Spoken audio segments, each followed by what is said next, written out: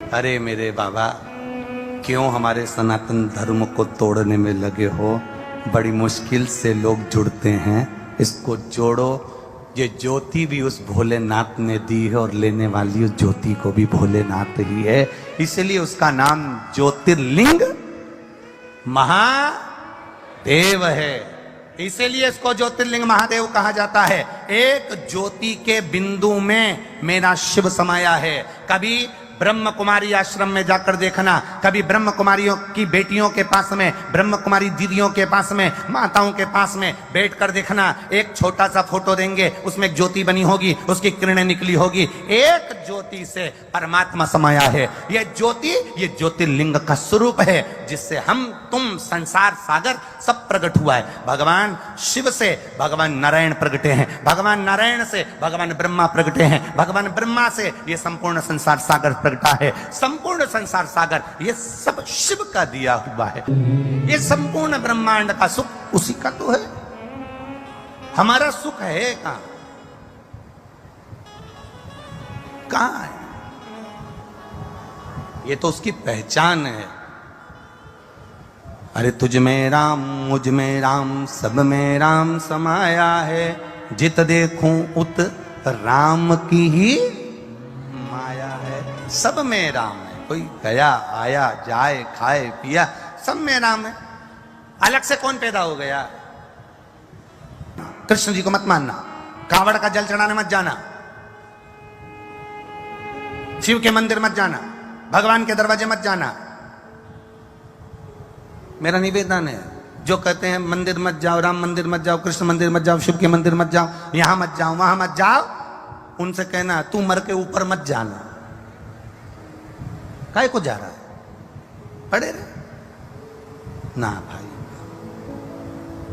गंगा जी के घाट पर जाकर बैठ जाओ। इस व्यासपीठ ने आज तक नहीं कहा कि नर्मदा के घाट पर जाकर बैठ जाओ। इस व्यासपीठ ने आज तक नहीं कहा कि अपना घर छोड़ो, परिवार छोड़ो, कुटुंब छोड़ो, रिश्ते छोड़ो, नाते छोड़ो। हम किसी को छोड़ने की बात नहीं करते। हम तो एक ही बात करते हैं, घर में रहो।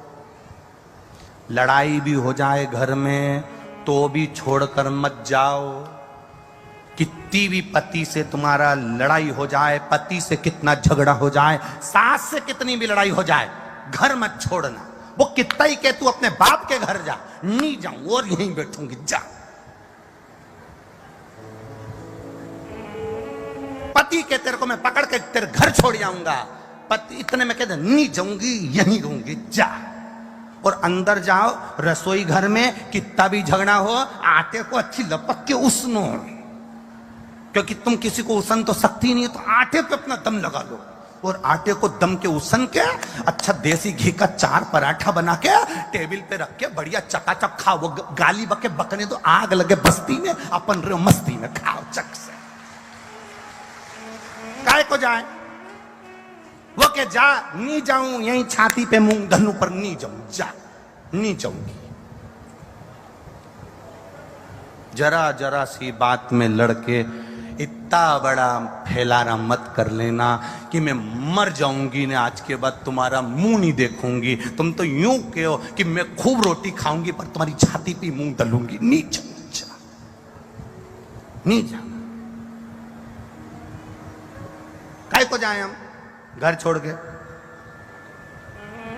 कई गुरुजी हम बड़े दुखी हैं, इसलिए हम सुसाइड करने जा रहे हैं, हम मरने जा रहे हैं। हमने कहा कैसे मरोगे, कोई प्लानिंग है? तो के पंखे में रस्सी बांध के लटक जाएंगे। हमने कहा ये तो ओल्ड फैशन है, क्यों न्यू फैशन निकालो? तो के हम दवाई खा के मर जाएंगे। हमने कहा ये भी ओल्ड है।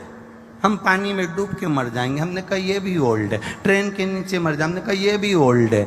गाड़ी के नीचे आ जाए, हमने कहा ये भी ओल्ड है। कोई न्यू फैशन निकालो, क्योंकि जैसे नए नए कपड़े की डिमांड आती है, नई नई कपड़े आते हैं, नई नई फैशन आती है, तो मरने का भी प्लानिंग नया करो। तो कि तुम बताओ कि नए तरीके से मरते कैसे। हमने कहा मरना तो सबको है, एक काम करो, जिस घर में रह रहे हो, जितने टेंशन में रह रहे हो रहो, उसके साथ में शंकर भगवान का भजन करते रहो, शिव जी का स्मरण करते रहो, और जिस दिन तुम्हारी अंतिम श्वास आए तब तक उस शंकर का भजन करो। जब मरना ही है, मतलब मरना मतलब घर वालों से पीछा छुड़ाना, तो तुम एक काम करो ना, शंकर के भजन में लग जाओ, शिव की भक्ति में लग जाओ। घर में रहो, परिवार में रहो, पर भगवान की भक्ति में रमे रहो, बस उसके भजन में रमे रहो। मरने नहीं देगा। मेरा महादेव के ऊपर जो 1 लोटा जल चढ़ाता है, जिस हाथ से उसने शंकर पर पानी चढ़ाया है, जिस हाथ से उसने शिव का ऊपर जल चढ़ाया है, वो जल का हाथ मेरा महादेव पहली बार में पकड़ लेता है। मेरा महादेव पहली बार में पकड़ लेता है, उसको डूबने नहीं देता, उसको मरने नहीं देता, उसको पार लगा देता है। वो शिव तत्व है मेरा, वो ओघड़ी है मेरा, वो शंकर है मेरा, जो तुम्हें डूबने ना दे, जो तुम्हें मरने ना दे।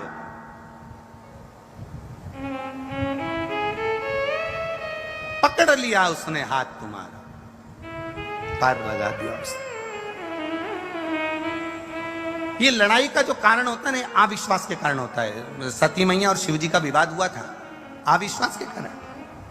राम जी ने कह दिया, शंकर भगवान ने कह दिया, कथा सुनकर आ रहे थे और कथा सुनकर आते आते राम जी के दर्शन हो गए, राम जी का दर्शन हुआ, तो शिव जी ने कह दिया यही मेरे इष्ट देव है। सती ने पूछा इष्ट देव? हाँ। ये भगवान है? हाँ।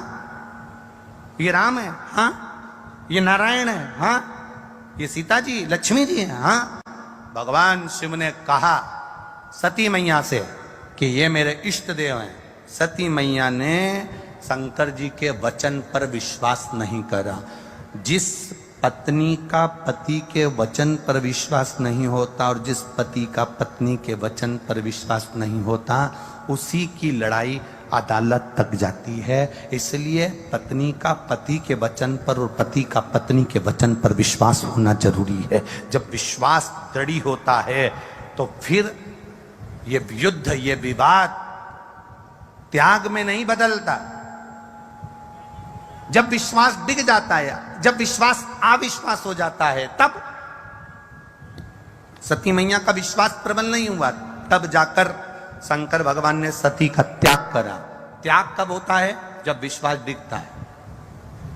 विश्वास खत्म मत होने देना।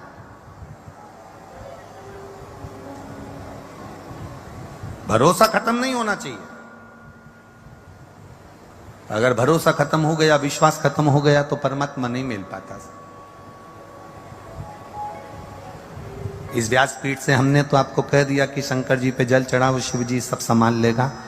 मालूम पड़े 2-4 महीना, 3 महीना, 5 महीना चढ़ाया और उसके बाद तुम्हारा विश्वास डिग गया, कोई आ गया, किसी ने कह दिया कहाँ सीवर वाले महाराज के चक्कर में पड़े हो, चलो मैं तुमको ऐसी जगह लेकर चलता हूं, वो महाराज जी बस ऐसी बूटी घुमाते हैं और हंडा निकाल कर दे देंगे, तुम्हारा काम सफल कर देंगे ना।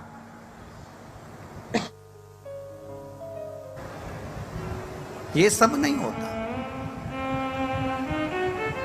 किसी अंधविश्वास की ओर हमको नहीं जाना, किसी आडंबर की ओर हमको नहीं जाना। हम सनातन धर्म के पहरी हैं।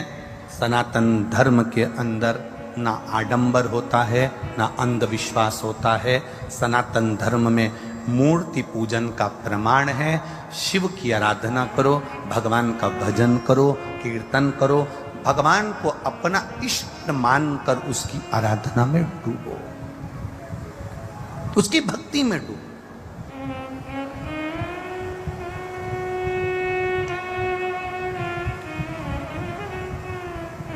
वो कहे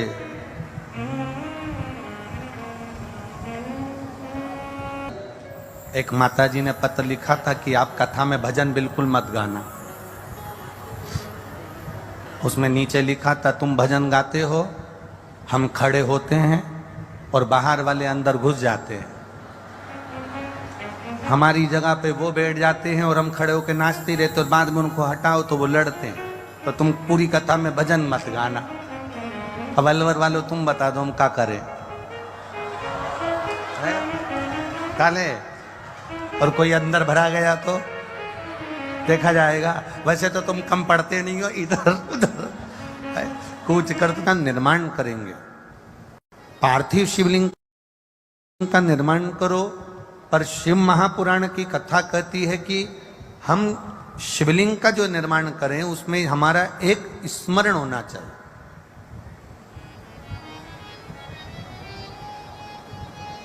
बहुत बड़े शिवलिंग का निर्माण हमें नहीं करना। थोड़ी सी मिट्टी लाकर अपने हाथ को जैसे थाली में रख लेते हैं और इस अंगूठे को बड़ा कर लेते हैं, बस इन आकृति से बड़ा शिवलिंग हमारे आराधना में हम अर्थात अपने पार्थिव लिंग का निर्माण ना करते हुए बस इतना बड़ा शिवलिंग का निर्माण कर कर उसकी हम आराधना करें। कितना सुंदर कहा। घर के अंदर जो शिवलिंग होता है वो 4 उंगल का होना चाहिए, अर्थात बस इससे बड़ा शिवलिंग हमारे घर के अंदर ना होते हुए जितना छोटा हो जाए, जितना छोटा होते चले जाए और छोटा, जितना छोटा शिवलिंग होता है उतना हमें जीवन का एक आनंद की अनुभूति कराता रहता। प्रयास करो। शंकर भगवान के मंदिर में जब हम जाएं, शिवालय में जब हम पहुंचे,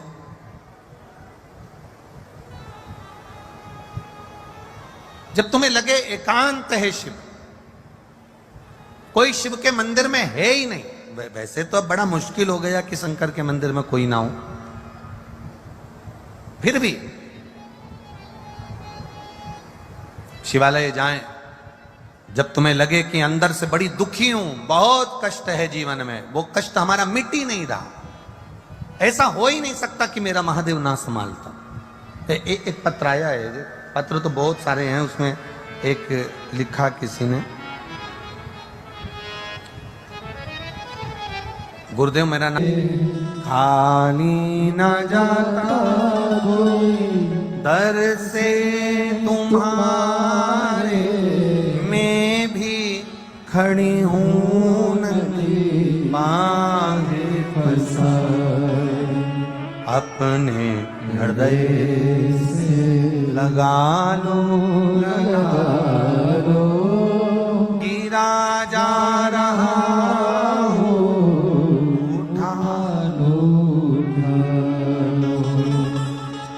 अविरल भक्ति आपको शिव के करीब लेकर जाती है।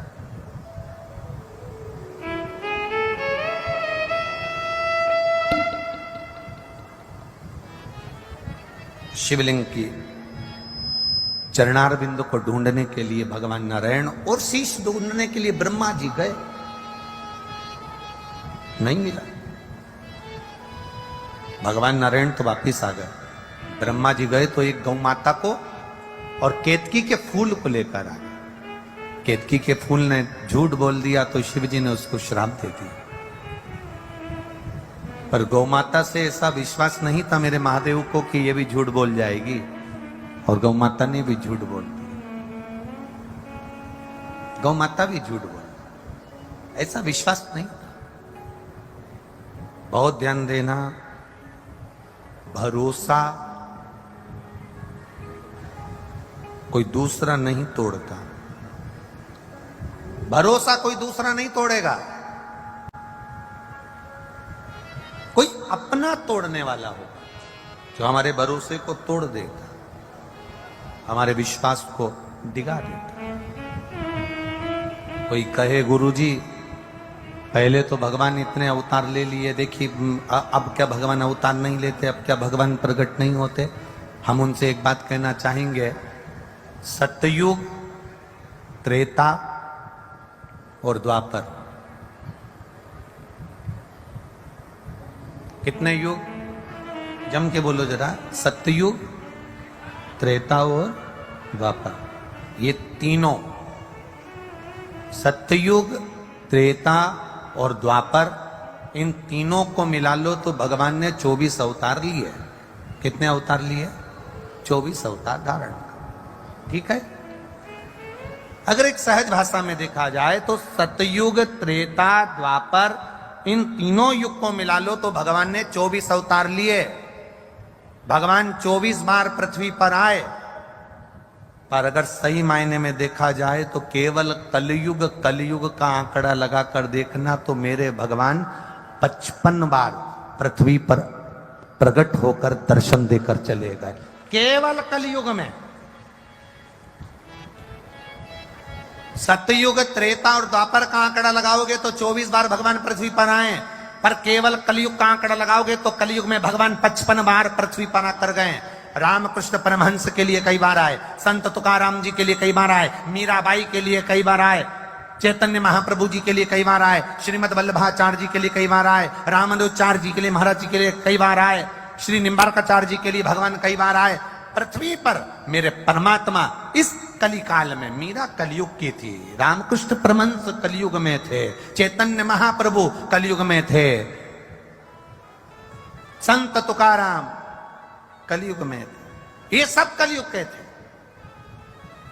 सतयुग, त्रेता, द्वापर का आंकड़ा मिलाओ तो 24 बार भगवान पृथ्वी पर आए हैं, पर कलयुग का आंकड़ा मिलाओ तो 55 बार भगवान पृथ्वी पर आकर गए हैं। सबसे ज्यादा मेरा भगवान अगर पृथ्वी पर आया तो कलयुग में आया। क्यों? क्योंकि भगवान को मालूम है कि कलिकाल घोर कुठार है, यहां लोग ताना देते हैं तो लोगों का हृदय दुख जाता है, अपशब्द कहते हैं तो दिल दुख जाता है, किसी ने कुछ कह दिया तो दिल दुख जाता है। मीराबाई को कितना कितना कहा, राणा जी ने कितना कहा, संबोधन कितने दिए, जहर का प्याला भेज दिया, सांप का पिटारा भेज दिया, कितने कितने शब्दों से उसको कहा गया।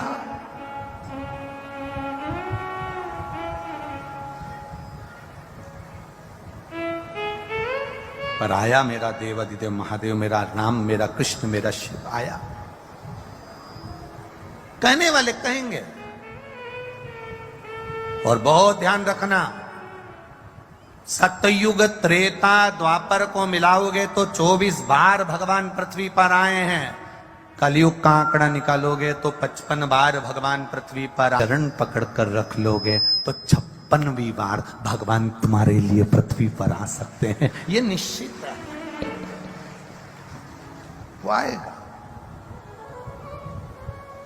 मेरे भोले तेरा सहारा है, मेरे भोले तेरा सहारा है, मेरी नैया का तू किनारा है, मेरी नैया का तू किनारा है। आप करो शिव की आराधना, आप करो भगवान शंकर का भजन, आप करो शिव की अर्चना, वो देता है। और क्या देगा ये हमको भी नहीं मालूम, क्या प्रदान करेगा ये हमको नहीं मालूम।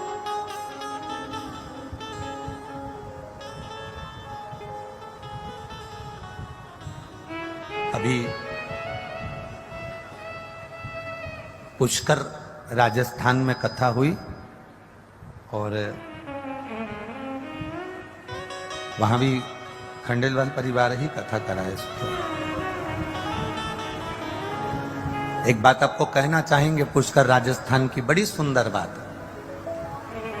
राजस्थान की ये बात जिंदगी में हम कभी नहीं भूल पाएंगे, जो उस पुष्कर राजस्थान